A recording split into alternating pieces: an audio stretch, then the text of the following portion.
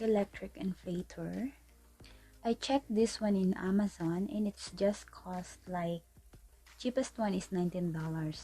And in the Philippines, you can buy this in Lazada between 500 to 600 pesos, Lazada or Shopee. A glue gun.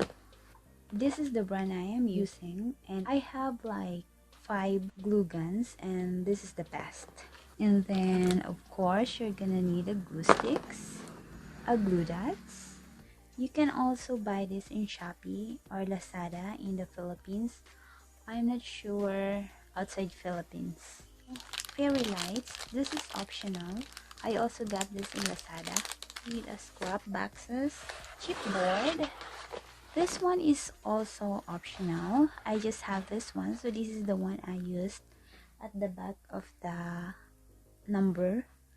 If this is unavailable, you can also use a scrap box. Band papers and sticker paper for printing your customized theme. And then cartolina. And if this one is not available, you can just use a band paper. 5 inches balloons, 260Q or long balloons.